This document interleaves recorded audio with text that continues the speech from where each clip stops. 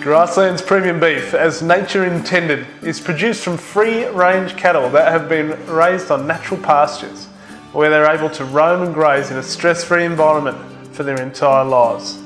All Grasslands premium beef is free of antibiotics and artificial hormones. Grasslands premium beef is underpinned by the MSA grading system to guarantee tender, juicy beef. Here we go. Alright, to start with this, you're going to need a great piece of Porterhouse. Fortunately, I have a good stock of that. Now, we've got this fattiness on the outside, intermuscular fat we call that. A lot of people like to trim that off. I like to leave a good whack of it on, because as it sears off, it adds flavour and moisture to the pan. I'm just going to take that little bit of sinew out of that side. Okay, pan nice and hot. Steak's been out of the fridge for a while, it's not stone cold. I'm going to pop it in the pan and we should hear that sear off and sizzle quite nicely. Now, a little bit of seasoning to that. Alright, so we need some diced onion for this dish. So when we're dicing the onion, I like to make a little claw with my finger and just angle my knife slightly away from my fingers so it's not too dangerous. Same back the other way.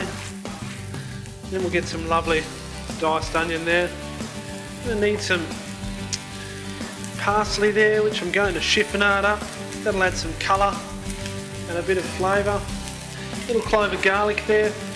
Give that a little nudge, a little bit of persuasion with the side of my knife so it comes out easily.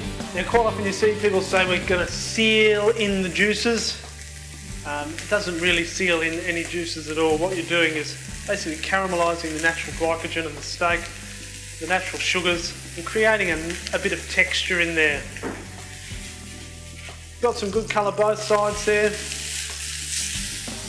We're going to pull that out and give it a bit of a rest there, and that'll allow all those meat fibres to relax. It's got the lovely beef flavour, it's got some flavour from the fat there, and we're just going to enhance that and bring it out with these pan sauces.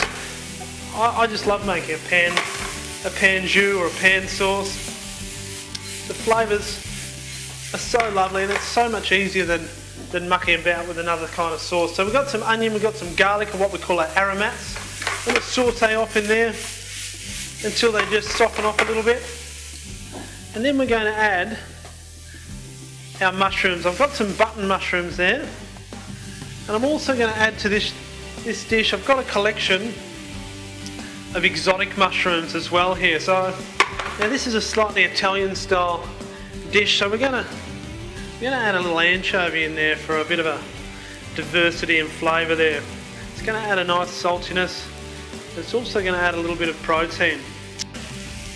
Once we go in there, we just need a little bit more olive oil for those mushrooms there, just to sweat them down.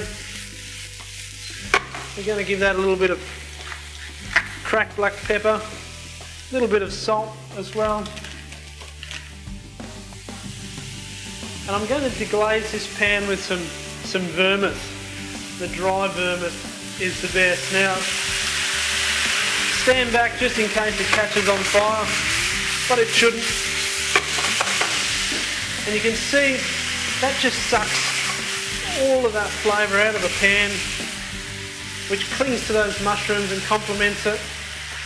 A little bit more vermouth. I've got a little bit of beef stock there, just a tad. If you haven't got any beef stock, you can always just use a touch of water just to get your consistency bang on the money. Now we're going to cook those down for a minute. Now we've rested this steak for about 4 or 5 minutes there. Just going to whack it back in the sauce there. What we're going to do to finish this sauce is just a tiny bit of cream, a little bit of parsley. It's going to make it nice and fresh. It's going to help cut through the garlickiness in there too.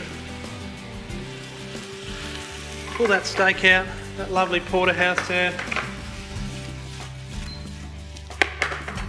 Work through the cream in that sauce and make sure your consistency's lovely and saucy there.